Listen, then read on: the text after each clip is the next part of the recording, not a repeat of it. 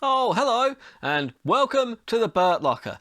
So if you're new to this, welcome. Basically what I do is I spend about kind of 10-15 minutes talking about mixed martial arts. I have a look at the news and I do 2 shows a week, one of which is just focused on betting on the fights. I put together some terrible bets. I call them terrible bets for a reason, because they really are. And man, was I in fine fettle in this last event, because woo! A quick 3 and out to just start the year with. Do you know, normally I'll get at least like 1 or 2, but I mean, good lord, yeah, it was they were bad picks, even for me. But honestly, it makes it a little bit funnier because we all get to revel in my disappointment, which is always good, you know. What's not to like about reveling in people's disappointment? So let's take a look at what happened. I'll have a quick recap of UFC Vegas 46, I believe it was. Headlined, as you probably know if you're an MMA fan, by Brian Kelleher. Not Brian Kelleher. He was one of my other disappointing bets. Kelvin Kattar and Giga Chikadze. But yeah.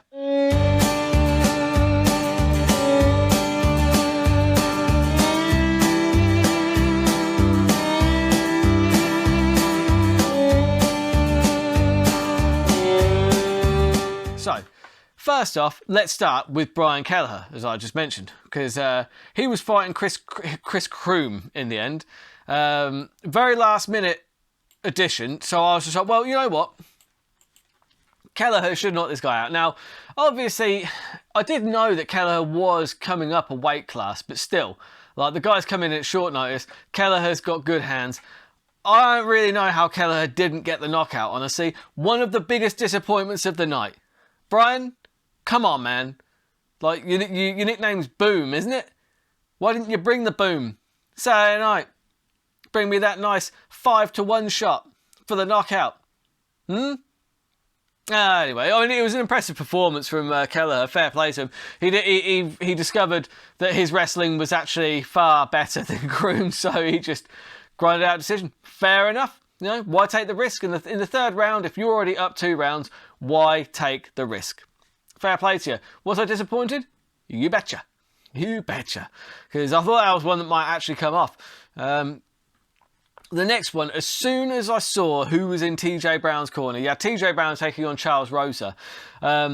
Few things went wrong on this bet. I had Charles Rosa by knockout because I knew that they were both Brazilian Jiu-Jitsu black belts. A lot of the time, if there is no advantage to be had on the ground, 2 good grapplers will a lot of the time duke it out on the feet. And I thought, you know what, Rosa's got as good a chance as any. Turns out he didn't.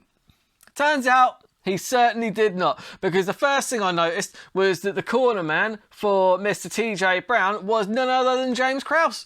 And if you've seen this show before, you'll know that basically, as soon as I see that James Krause is cornered, those James Krause guys are no joke. James Krause seems to be able to just find a way for fighters to win. He's so good at cornering. It is ridiculous. Big respect to James Krause, honestly. Yeah, as soon as I saw Krause in his corner, I knew that the bet was done for. I then also didn't realise that Charles Rosa took that fight on 3 days' notice. So maybe I should take Dominic Cruz's advice and do my goddamn research. Fucking hell. I really need to. I really dropped the ball on that one, to be fair. Although, I always say, don't follow the bets that I'm doing, because if anything, bet the opposite on what I bet on. If you bet the opposite on all my bets in 2021, you'd have probably done all right, like legitimately. So, I don't know. Make of that what you will. It's an unpredictable sport, isn't it? But hey, it's fun to watch, you know. Keep those stakes low, keep those odds long, keep those bets terrible. That is my motto, and it's never changed. So I'll stick with it. Kelvin Kattar versus Giga Chikadze. Well, this was a surprise, and I wasn't the only one to be surprised by it.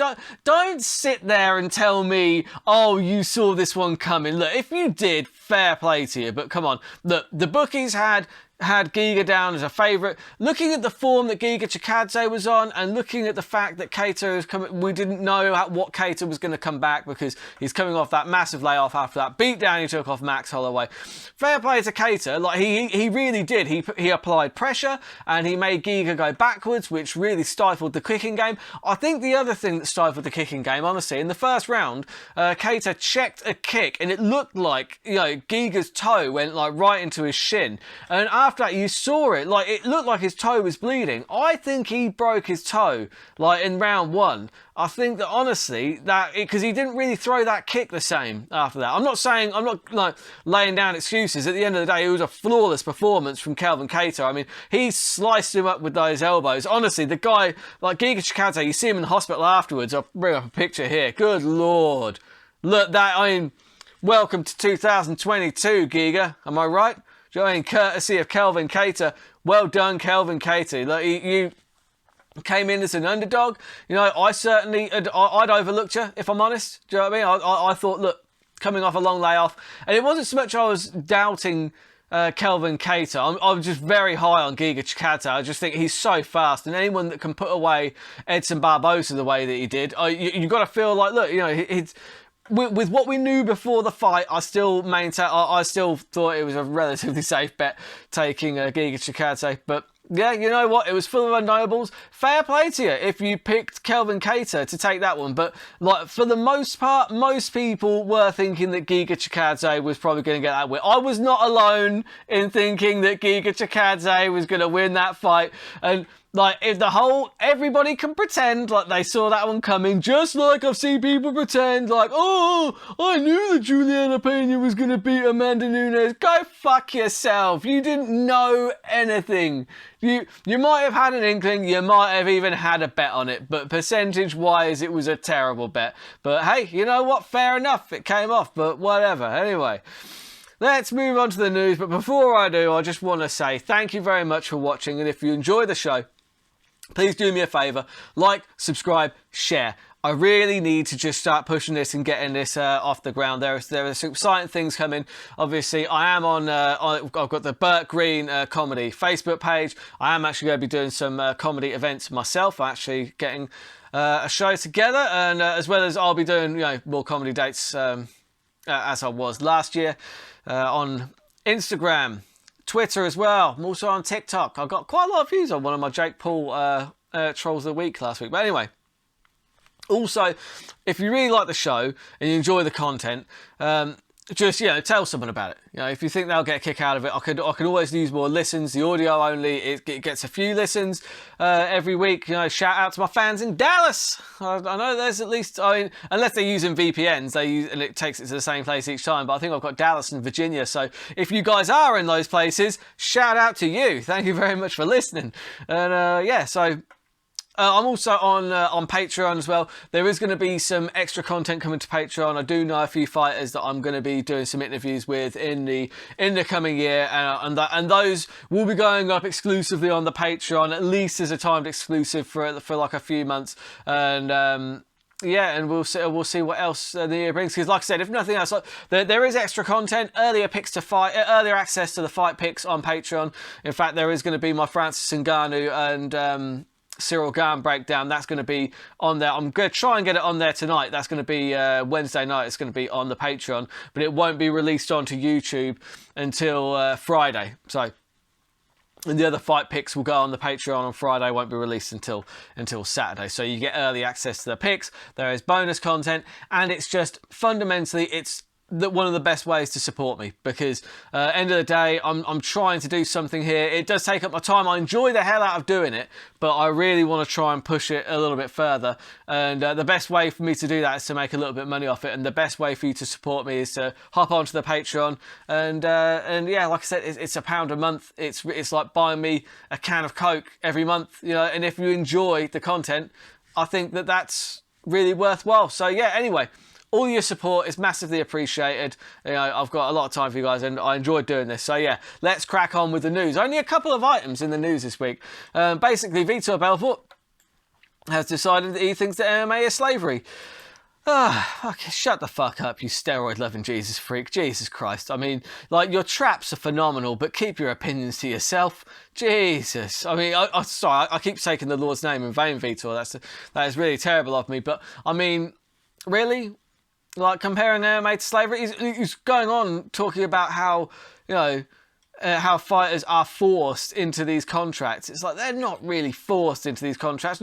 No more than regular folk are forced into having to work for a living, because that's just kind of the lot that we have in life, isn't it? That's just what we're doing. He's like, he literally says, MMA is still not a sport. It's some kind of slavery that forces all the employees to sign the contract on their terms. I don't know what kind of accent that is. It's a terrible one, basically. But basically, he's saying how there isn't an association to protect the fighters. That might be a fair comment, but at the end of the day, nobody is forcing fighters to sign these contracts at the end. And the UFC, contrary to popular belief, they pay better than most MMA organisations. The only one FC don't actually disclose what they pay their fighters. So some fighters say they pay fucking brilliantly, but obviously they would. But there's no evidence of that. So on reported purses, the UFC pay the best out of MMA organisations. And honestly, it's like that they pay out. Like, it's very easy to just like point to Dana White and all those guys saying they don't pay well enough, but it's when people look at Francis Ngannou's and people are like, oh, those guys aren't being paid well enough. It's stupid, guys. Look, at the end of the day, they sign those contracts. Those contracts are fine when they need them, and then all of a sudden they start getting paid more money, and they don't need those contracts anymore, and all of a sudden they feel like they can negotiate. But my main point here is that it isn't fucking slavery. And honestly, I think that Vitor Belfort making that comparison is kind of disrespectful to the actual notion of what slavery is. Slavery is not a choice. Like, do you know what I mean? So it's not like Dana White's rounding these people up like in chains and forcing them to fight. And that's what, and when he's using that analogy, saying MMA is not a sport, it's some kind of slavery, that's what he's trying to do. Like, and honestly, quelle fucking surprise, Vitor, that you've started fighting in triad combat, and obviously triad combat are the only guys that are the good guys. They're the only guys that are doing right. Oh, I've stopped fighting MMA now. I fight in triad combat. Triad combat are really great guys. MMA is slavery. It's disgusting. Oh, I'm so shocked to see you say that, Vitor. Oh, I'm so surprised that you're bigging up your new employers while shitting all over your old employers. Shut your fucking mouth. Jesus Christ. Honestly, it boggles my mind how this stuff even makes it into the news. But yeah, anyway, I have spat all over my laptop screen. Enough talking about that subject. So I'm going to move on to Alexander Volkanovski. So Alexander Volkanovski has actually been talking about Yair Rodriguez. It's hilarious, really, because actually Yair Rodriguez has been spouting off, talking about it's so funny. Because you got it here, and it's on Aero Hawani's MMA Hour. And it's basically, Yair Rodriguez was sounding off, like talking about Volkanovski, saying one thing that surprises me and what annoys me is the way he acted about it.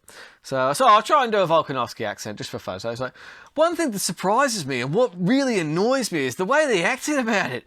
As if it was a no-brainer that he should be the next in line. And then he starts carrying on and swearing and saying respectfully, fuck you, and all this type of stuff.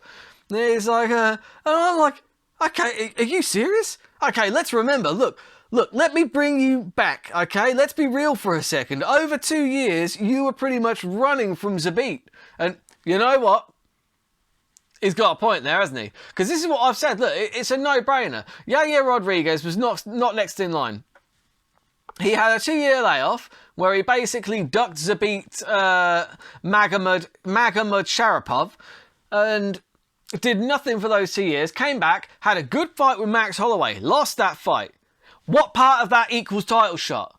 None of it, right? Volkanovski is exactly right here. Do you know what I mean? He's exactly right to be slightly confused at why. I get what Yair's doing. You've got to shoot your shot. But also, Volkanovski is right to shoot it down. And it's not Volkanovski ducking anybody, Yair. Do you know what I mean? He's going to fight whoever they put in front of him because he was going to fight Max Holloway again. But it's just, you know what I mean? It's just, I do think that Yair Rodriguez is acting like a bit of a diva and he's coming off looking like a bit of a knobhead. And you know what? I liked how Alexander Volkanovski handled it. It was good. So, yeah. that's basically all I had time for in the news this week. But let's have a look at Troll of the Week. This one's pretty funny, to be fair. Because you've got, my first one is that every hero has a weakness, right? Every legend has a weakness. You've got Achilles, he's got his Achilles heel. You know, you've got Superman, his kryptonite. And then you've got John Jones with his whiskey and cocaine. And to be fair, I've actually got that whiskey glass. I'm fairly sure I've got that exact whiskey glass. It's a good glass. Robust, nice bottom, solid, holds a lot of whiskey. I think I've got that table. Is that a picture of my table? Okay. But yeah, it's just, bless him. John Jones will never live that down, really. Like, it's just, at the end of the day, look, the dude likes to party. Who cares? He's a party animal. He's just, I mean, if anything, like it's like he's actually used it, like trolling, like, you know, Daniel Cormier in the past to say, look, I beat you when I was like coming down, like, because I don't know. Unless he was on it at the time of the fight, I don't see how it enhances his performance in any way. So for people to use it as like a reason that he was like winning his fight is ridiculous. You know what I mean? It's like if he's on a come down from the weekend, that is not enhancing his performance. The fact he was still able to win those fights is actually pretty impressive. I quite like it. And then the last one is it's quite funny. It's got Robert Baratheon when he's spoiler alert, when he's dying in Game of Thrones, but that's season 1, guys, if you haven't seen that already. But anyway, it says look, the doctor, when most of your medical issues could be solved with a healthy diet and exercise. Me, just give me something for the pain and let me die. And yeah, that is my mantra entirely, because you know what, I could look a lot better. I work out all the time, but I could probably look a lot better if I just tidied up my diet and stopped drinking so damn much. But you know what? I really like beer, I like drinking, and I like pizza. So you know what? I'm gonna just look the way I look, I guess. But anyway, it's been a really fun one, and I'll be doing a separate breakdown of Cyril Gane and Ngannou, because I think that's a big enough fight to warrant it. I'll be doing some picks for the rest of the card. That'll be on the Patreon on Friday, and the picks will be out on the YouTube on Saturday. I'm going to try and get the Cyril Gane and Ngannou one out tonight, and that'll be on the Patreon tonight being Wednesday, and then on the YouTube on Thursday or Friday. I haven't quite decided yet. I might try and get it on the YouTube early, because I'll try and get them views up, you know. But anyways, until next time, keep those odds long and those bets terrible.